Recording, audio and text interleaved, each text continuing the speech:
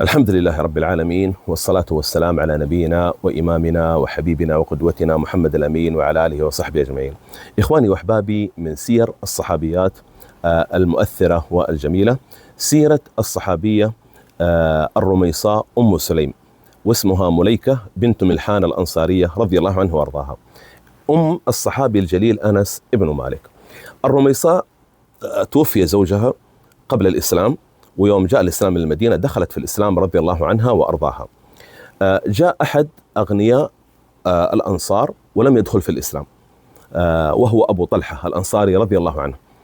جاء وكانت امرأة معروفة بالعقل وبالحكمة وبالعلم والفهم والرزانة رضي الله عنها وأرضاها. جاء يخطبها لنفسه، فعندما تقدم لها وعرفت أنه لم يدخل في الإسلام، فقالت له هذه المرأة العاقلة، انظر يا إخوان، قالت له رضي الله عنها وأرضاها، قالت له: يا أبا طلحة، ما مثلك والله يرد، أنت رجل ذو عقل وذو عقل راجح وذو حكمة، ما مثلك يرد، لكن أنت لم تدخل في الإسلام، أنت رجل مشرك، وأنا آمنت ودخلت في الإسلام.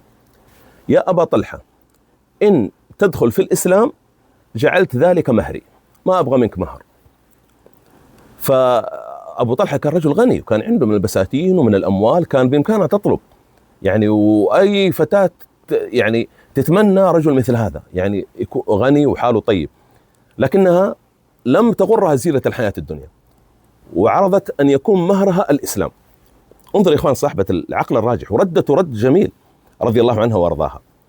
ما مثلك يرد، ولكنك رجل مشرك، فإن تسلم فهذاك مهري. أبو طلحة تلك الليلة لم ينام، بس يفكر في كلامها، ما مثلك يرد، رجل عاقل ذو حكمة، لكنك مشرك ولم تدخل بالإسلام.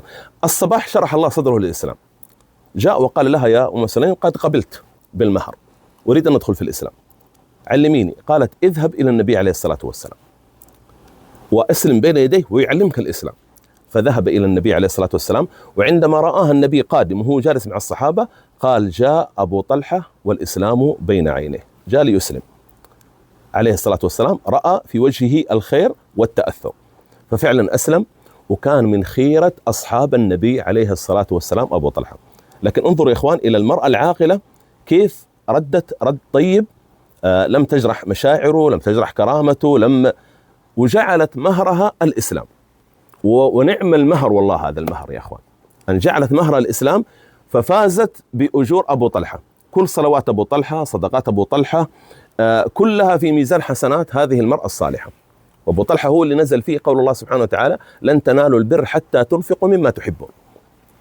فأنفق أحب أمواله، أو عندما نزلت هذه الآية جاء للرسول وأنفق أحب أمواله إليه وبساتينه وبئره، فأنفقها في سبيل الله، فأثنى عليه النبي وقال: ذاك مال الرابح، ذاك مال الرابح، رضي الله عنه وأرضاه.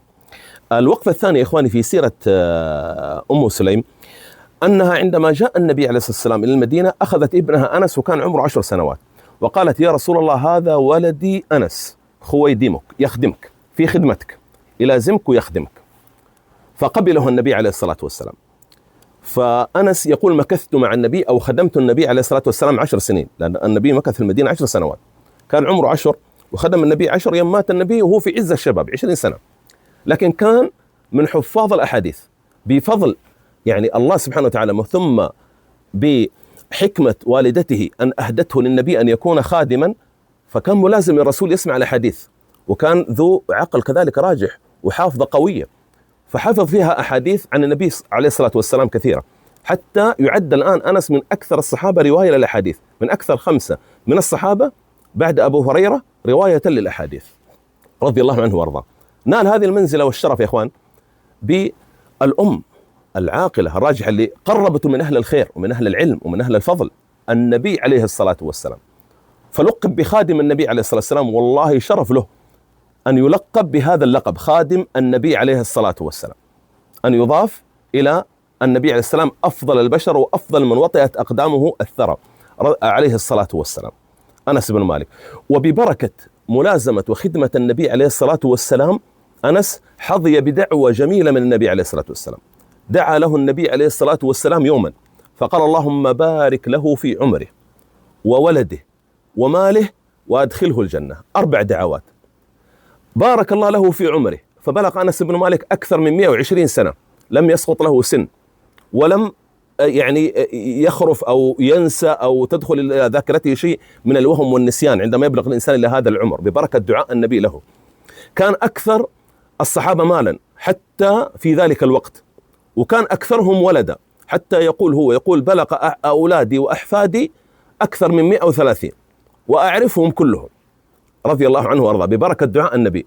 ثم يقول رأيت هذه الثلاث، البركة في العمر وفي المال وفي الولد، وأنتظر الرابعة أن أموت وأدخل الجنة، أن الرسول قال وأدخله الجنة، رضي الله عنه وأرضاه. فانظر يا إخواني، عندما يقرب أبناءنا من أهل الخير ومن أهل الفضل ومن أهل الأخلاق الطيبة والصفات الحميدة والجميلة، يكتسبون من أخلاقهم، يكتسبون من علمهم. ذلك إخواني علينا أن نحث دائما أبناءنا شبابنا، امشوا مع الناس الطيبة، مع الناس اللي عندها علوم الرجال كما نقول، عندها الأخلاق، عندها الأدب، عندها العلم، عندها الحكمة، حتى يأخذون منهم.